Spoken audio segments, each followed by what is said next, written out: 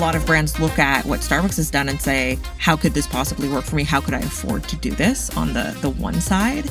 And then I think the other is it's not set and forget. And so it's a continual investment. This isn't launch, pay with your balance at the checkout. It's also how do you drive customer adoption? And so what we learned early on is the payment infrastructure is necessary, but not sufficient to have that flywheel of spend and business value that Starbucks has seen. And so we sometimes talk about the role at Ansa is we help get the payments and the marketing teams into the same room. This is the Fintech One-on-One Podcast, the show for fintech enthusiasts looking to better understand the leaders shaping fintech and banking today. My name is Peter Renton, and since 2013, I've been conducting in-depth interviews with fintech founders and banking executives. On the show today, I am delighted to welcome Sophia Goldberg. She is the CEO and co-founder of Ansa. Now, Ansa have created a new category, stored value wallets as a service. Now, let me explain.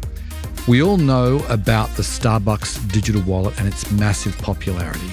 As Sophia mentioned in the opening clip, what Ansa is doing is bringing the technology that enables any middle market or enterprise brand to have that same experience, where the customer loads a stored value wallet and uses that to pay at checkout, whether online or in person, and then enjoys the rewards from the merchant that go along with doing that. Now let's get on with the show.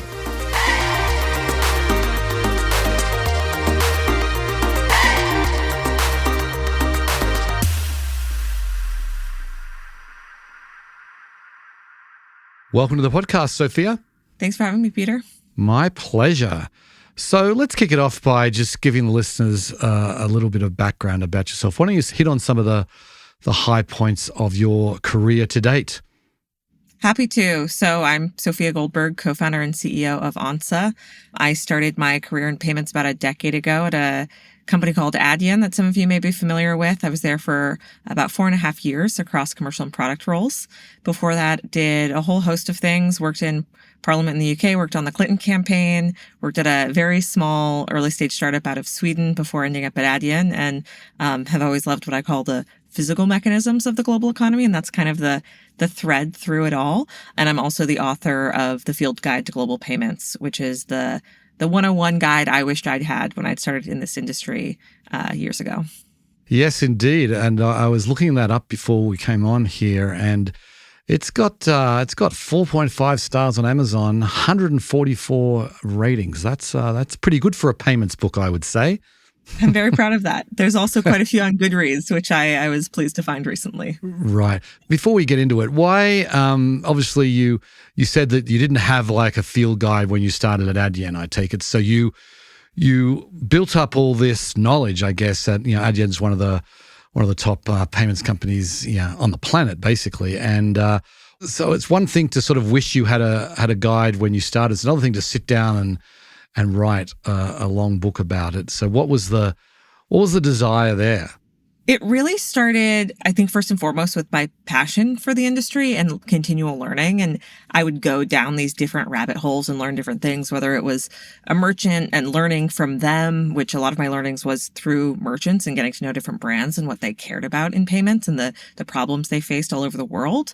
And then also I really enjoyed teaching new hires as well. I held the Adyen board seat for Payments Ed, the payments education, group and conference, and realized I also really liked talking about and teaching payments and helping people explain and understand these topics that seem really difficult and far-flung, but it's really all it comes down to is the vocabulary and a few key concepts. And then the real impetus was COVID and probably some boredom and wanting a bit of a creative project and being tired of crocheting and making candles and banana bread and everything. And was sitting with a friend who also works in the industry, and I had reread one of the few payments books out there during COVID just to see, what have I learned since being in this industry for quite a few years, and realized I kept saying, I would have explained that differently. I think they could have gone deeper here. I would have moved these chapters around in order. And he was like, so do it. Right. And it started a bit as I say hubris of like, oh, how hard can it be? Sure, let me start writing. And then I told enough people that I had a lot of accountability buddies along the way. Right, right. That's good. Yeah, it's not an easy task deciding to write a book. So is there a through line then from that experience through to the founding of Ansa? I mean, what was the impetus there? I think the core of it, of my passion kind of as a payments nerd and for the industry, and my curiosity of how did we get here? How did we get to this day and age, 2025 in the US, where payments work the way they do and look the way they do? And a lot of that underpins why we founded Ansa as well, which is looking at, payment rails in the US are about 70 years old. There's been a lot of innovation in them, but not nearly as much innovation has happened in payments as has happened in commerce, and the different types of business models that exist and the way merchants and customers and businesses interact and want to move money and have experiences. And I found a lot of different places where payments was kind of the stick in the mud, keeping either a transaction from working the way it should or the unit economics of it being feasible for that business model to succeed. And for us, it really came from initially out of this idea of all these creator economy startups trying to do microtransactions at scale in an ecosystem. And that to me was just a classic closed loop payments problem. And I couldn't find the modern infrastructure that I thought would serve it best. And so that's what we set out to build. And that's not our use case today, but that's really where we came from. So then maybe you can explain what the actual use case is. What are you doing today? Yeah. So at Ansa, we talk about, for the folks listening who are more, fintech and payments nerds, we're closed loop payments as a service. But in reality, what that looks like is branded stored value wallets. And so we're a white label platform for any brand or merchant to launch a wallet. So that can look like Starbucks has their famous stored value wallet where customers load funds, pay over time. That both helps reduce cost of payments, drives cash flow and float, but also is a huge driver for frequency and can be kind of this game changer in customer experience and retention from that perspective. It can also look like your bus card or how you do microtransactions on a gaming platform. So all of those are use cases we can support. And really it's that branded payment wallet experience. There's lots of things going on there, right? I'm curious about the primary value proposition. Is it the savings for the merchant because they don't want to do $3 transactions? It's much better to have a $20 transaction and put it out of the stored value. Or is it the customer loyalty piece like Starbucks is renowned for? Or is it sort of like the payments technology, this sort of branded wallet piece that is a nice to have? I mean, what is the core value prop, or is it a combination of everything? It's really a combination, and it depends a little bit on the use case and the brand and who the buyer at that company is for which one kind of gets the project prioritized across the line right now.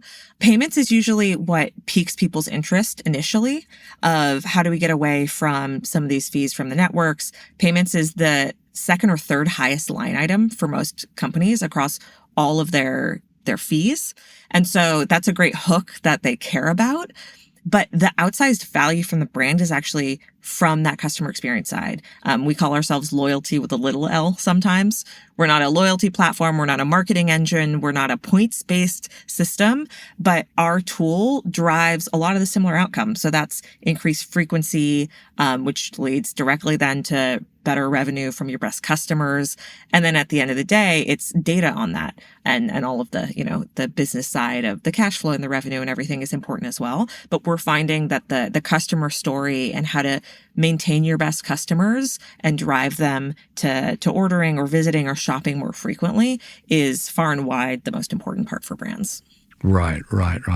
So I want to talk about Starbucks for a second because they've had their stored value wallet. I don't know how long it's been. It's been many, many years. It's been talked about in fintech conferences for many, many years and how they've got it's over $1 billion sitting there on deposit.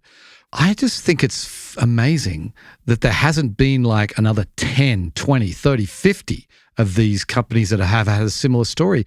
I can't name another brand that has a stored value wallet anything like the scale of Starbucks. I mean, why is that? I think there's two things. One, the barrier to entry is really high. this is really hard technology. You're moving money, it's ledgers, it's accounting, it's regulatory, it's accounting standards. This is the kind of project that touches or product that touches a dozen teams. So it's expensive and complex to build, and it's not the core product for any of the companies that it benefits. And so that's one reason why we exist, is because we like to say this can be a game changer for your brand, but you don't have to know how to build it or maintain it. And so I think one side of it is a lot of brands look at what Starbucks has done and say, how could this possibly work for me? How could I afford to do this on the one side? And then I think the other is it's not set and forget. And so it's a continual investment. This isn't launch, pay with your balance at the checkout. It's also, how do you drive customer adoption? And so what we learned early on is the payment infrastructure is necessary, but not sufficient to have that flywheel of spend and business value that Starbucks has seen. And so we sometimes talk about the role at Ansa is we help get the payments and the marketing teams into the same room, because that's really where the magic happens. Right. Gotcha. So then what tech needed to exist for Ansa to kind of get going? I mean, this probably wouldn't have been possible a decade ago, I'm guessing, but what did you need to have happen for you to be able to build this? Yeah. So there's a few things. So a decade ago is about when Starbucks happened, but there were some market conditions that made it the right time for our customers, but also that made it possible for us to build and start this company as just a few people a few years ago. So on the kind of the market conditions side, COVID drove a lot of brands to go digital, which meant their transactions went from being in-store rates to e-commerce rates, which means they're paying even more for that $4 coffee. And so that becomes more painful. Inflation, wages, cost of goods, everything going up, pricing going up, customers looking for better deals, and this huge investment in digitization for brands. And so that's everything from mobile apps and order ahead to loyalty programs, customer data platforms, and like data science around segmentation, customization, everything there. And so there's a ton of more brands that have pretty stellar digital experiences now, which are building blocks to be able to launch then a wallet. So that's one piece. And then the other side is, a few years ago as a young startup, there was, an ability for us to get transaction monitoring fairly off the shelf from a vendor. And so the core pieces we had to build to move money were smaller than they would have been a decade ago. Banks were open to partnering with startups. So we have a great partner bank now who, had partnered with other early stage startups and had a bit of a playbook for how we do this together and APIs for us to use. And none of that existed in the same way a decade ago. And so I think the industry was ready for our type of product, but also we were able to build a company without building every single component part of the tech in-house. Right. So when you look at sort of across all businesses, I mean, there's a lot of different verticals that could use a stored value wallet, right? I mean, basically anyone that deals with regular transactions of less than $5 or $10, that you just walk through a shopping mall, you can see a bunch of different companies that would benefit from that. How do you decide what verticals that you wanted to focus on? Yeah, focus is definitely the name of the game and the hardest thing early stage. Right. So we call that grouping of merchants HULT merchants, HULT, habitual use, low transaction value. Another way to think about it, I like you're walking through the shopping mall analogy. We also talk about what would you have used cash for in daily life 20, 25 years ago? And those are the purchases that are really at play for us. We start really with where we started to have clear market pull, which initially was in coffee and quick serve. And so some coffee brands that they understood the Starbucks experience. So there was a public case study out there. So we were educating on something a little different, but we weren't starting from zero. And then we've, looked at many different industries, but it's really where we've seen pull and where we've gotten really good design partners. And so the other side is marketplaces, where we started getting really interesting inbound leads from marketplaces looking to launch a wallet to drive that kind of on-platform economy and flywheel of spend. Right. Okay, so I want you to take us through the experience. There's the merchant side and the consumer side. Maybe start with the merchant side. Maybe you could talk about what's involved in onboarding Ansa into their tech stack, and what is it like when it's actually live? We've invested pretty heavily in making this painless to get live as much as possible.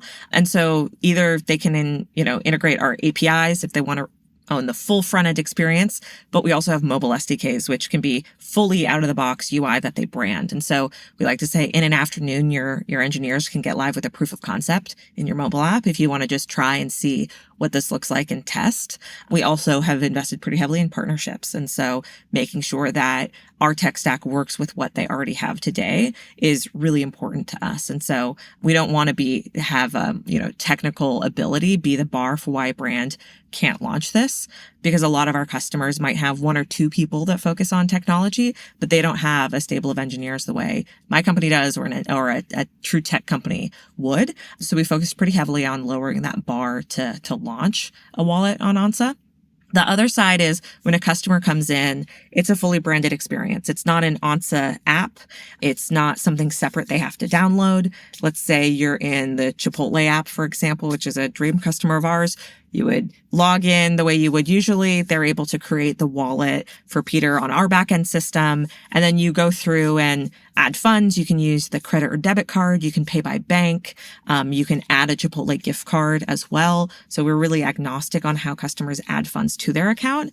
And then we also have tools for Chipotle to give you bonus funds. So it can be a reload bonus for adding a larger amount. It can be a cash back to incentivize usage, but we call that our incentive engine. So an end consumer interacts with lots of different promotions, basically, to make the wallet make sense for them and to drive that adoption and usage and make it a no-brainer. And then when you go to checkout, it's just the preferred payment method. And so it's a really easy one-click opportunity for any e-commerce transaction. I'll pause there, but I can also talk about the in-store experience we've built, which we're pretty proud of as well. Yeah, I want to get there in a little bit, but I just want to dig into, do you say the incentive system, rewards and loyalty? Because I think this is something that I've thought about for many years, that loyalty is just such an underused tool for small business.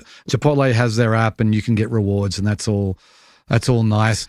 It's like these smaller type places that really need something and they don't have it. And maybe could you just tease it out a little bit, like what do your merchants do to drive loyalty exactly? Yeah. So a lot of our merchants already have existing loyalty programs that we pair with. So we're not a rip and replace. And that's why we call ourselves loyalty with a little L sometimes, is we have a lot of tooling that we call our incentive engine to help drive that usage. And so there's really two sides of it. One is the data and user segmentation. And so that's being able to pass the wallet usage data back into their existing, data warehouses if they want to, have their own BI and marketing tools. Or they can also segment users in our platform. So say customers who have spent over $50 through their balance, but haven't come in 30 days to place an order. That's a great potential soft churn customer that you want to bring back. They've used the wallet, they've visited, maybe they haven't come to any of your locations in a month. You should check in on them. Maybe you can do what we call a wallet drop. So drop $5, send them a notification. Hey, we miss you. Come back and spend this. Our promotional dollars can all expire based on how the merchant wants to set up a campaign, which means you really increase marketing ROI, experimentation, everything there.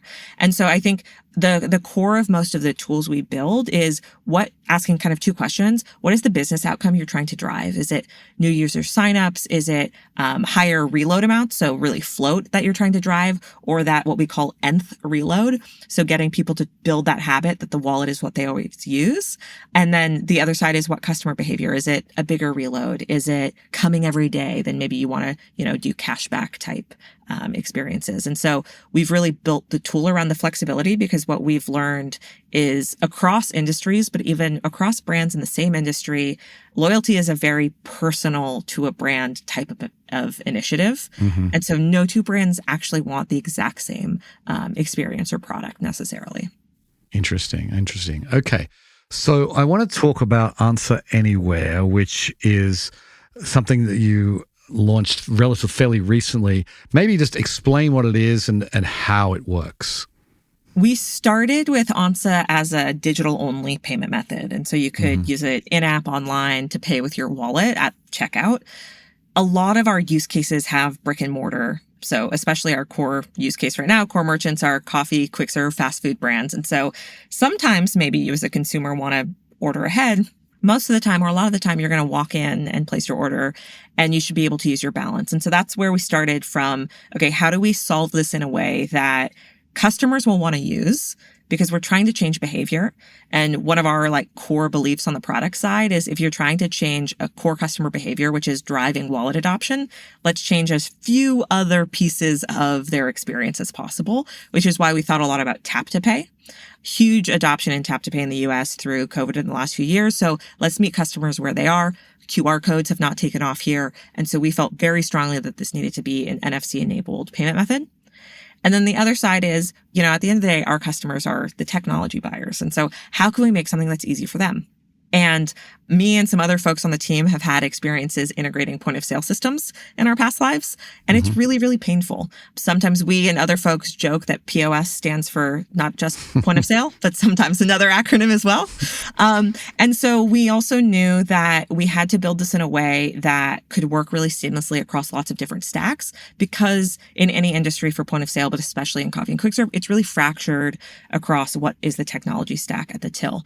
And so we spent a year and a half building kind of the pipe work to make sure that we could work with any point of sale across the United States and have a really seamless user experience where you add your balance into Apple Pay and Google Pay. It's fully branded, so you can see the card art for the brand. Here, I'll show you. And what it looks like is this. And so it's your balance that you can just go. It looks like a gift card sort of thing, really. It looks like a card, exactly. Yeah.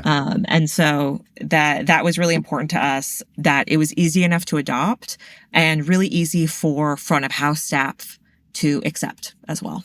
They just select it in their wallet as the payment method, and it's no different than just a debit card or credit card. Yeah, it functions from a consumer perspective exactly the same. Right. Interesting. I want to talk about, you mentioned you're a bank partner, and I was doing some research on you guys before this, and I read that you had issues with your initial bank partner, and now a lot of companies, a lot of fintechs have had issues with their bank partners. You're not alone there. But I'm curious about what you learned from that experience and what the impact was on your business. Great question. We learned a lot about the fact that there are a lot of forces at play that are outside of our control as being a fintech and a payments infrastructure company. That's the role of regulators. That's the role of partners and bank partners. And in some ways, we're kind of at the discretion of a lot of those partners. And so we now take very seriously who we onboard as partners that become those core dependencies, right? Bank partner is life or death. Either we can process transactions and move money, or we can't. And so any of the binaries in Ansa being able to serve our customers, we approach with very frank discussions of, what their audits have been like, how they onboard, not just us, but others. Because I think a lot of what we've seen the last few years in the industry is maybe the bank partners going a little too fast and maybe lowering the bar a little too much in who gets onboarded or what monitoring happens of what programs are live. And so we also, I think I learned a lot that it's figure out who we are actually at the end of the day extremely reliant on, which bank partners obviously one of them, but also understand our ecosystem. And so that's, who else is using that bank partner, going on their websites, doing reference calls, everything like that. So I'd say from that experience, a lot more caution, though I think we were always high compliance and cautious by nature, is really the core there. Right. Gotcha. Okay, so what is your revenue model exactly? I mean, is it a SaaS business? Are you taking a transaction fee, a combination? What is it? We're a combination. So we're a combination of SaaS. You build on our platform, you use our incentive tooling, reconciliation tooling, things like that. And then really the majority of it is on kind of volume through the platform. And so we really want to tie to a win-win there. If a brand isn't seeing uplift or revenue or adoption, then, we don't want to be charging them heavily on that. But if they're able to drive huge outcomes from their wallet, we like to kind of build on that win-win. Right. And so then I'm just wondering, I think about all the different quick serve restaurants, coffee shops, chains, because you're not really going after individual stores, that would be not many of them have apps, I imagine. Correct. It's mid-market, it's enterprise. Yeah. Right. So do you just have like an external sales force going out and knocking on people's doors? I mean, are you partnering with associations, or how are you getting the word out?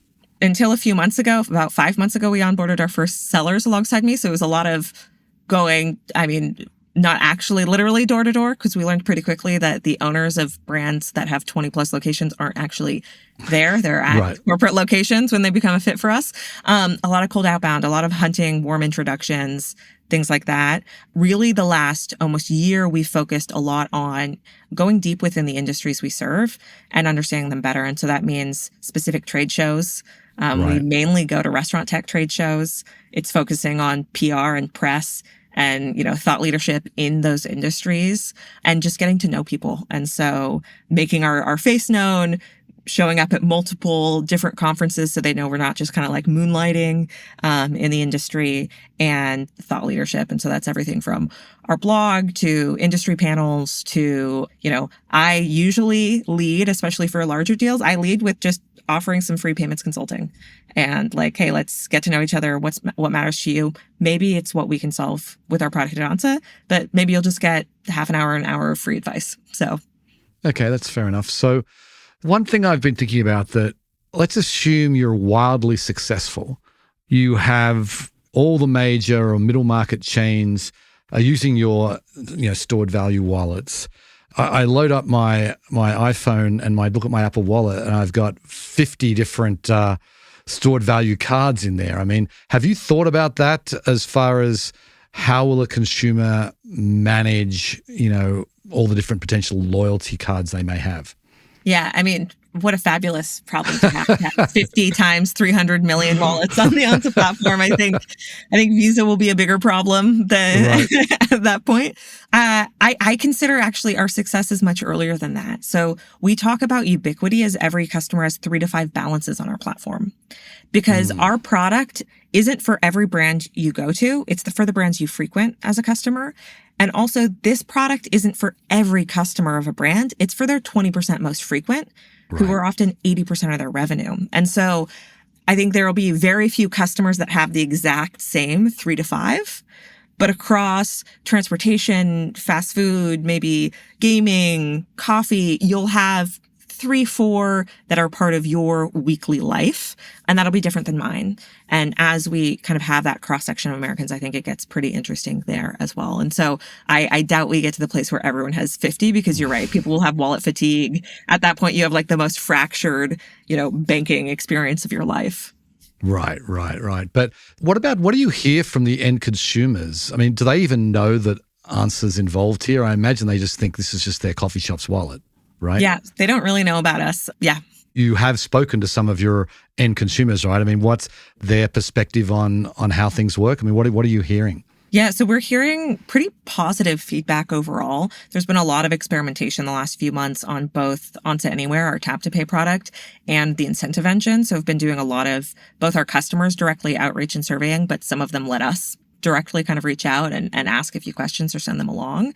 And so on Tap to Pay, we get, pretty rave reviews on how easy it is, which was the dream. But then the delight component, which is the card art, can change pretty quickly. And so different brands will, change the card art for different customer segments or for, the changing seasons. And so I was with the CFO of a very large name brand talking to her about Ansa Anywhere, and the winter card popped up for one of our customers. And I was like, oh, exciting. And she got to see that I was actually excited. And I have friends all over the country and that get their friends to download it. So we kind of get whisper networks as well.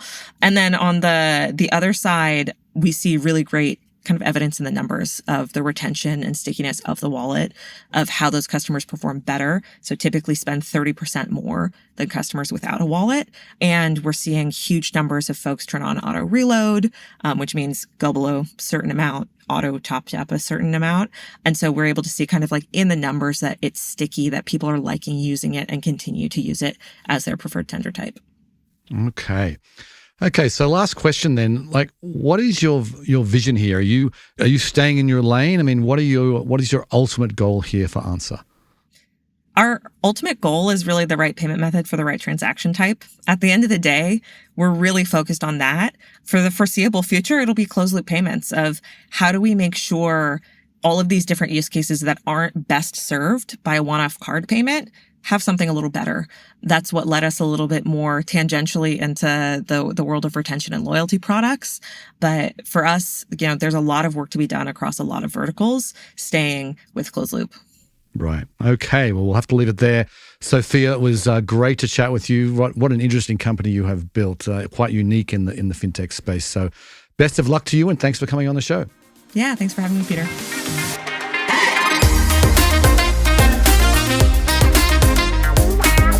So while we didn't talk about this directly in our interview, there is a case study on the Ansa website about Compass Coffee, and I wanted to highlight it here.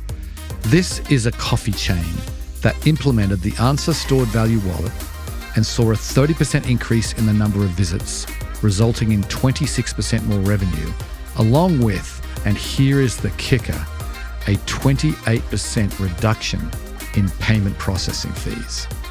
Small dollar transactions on credit cards are just uniquely expensive for merchants, so that alone should be enough of a selling point. But then you're enabling your very best customers to also engage with you more and rewarding them for it. This seems like a no-brainer to me for any, what did Sophia call them? HALT merchants, those with habitual use and low transaction value. Anyway, that's it for today's show.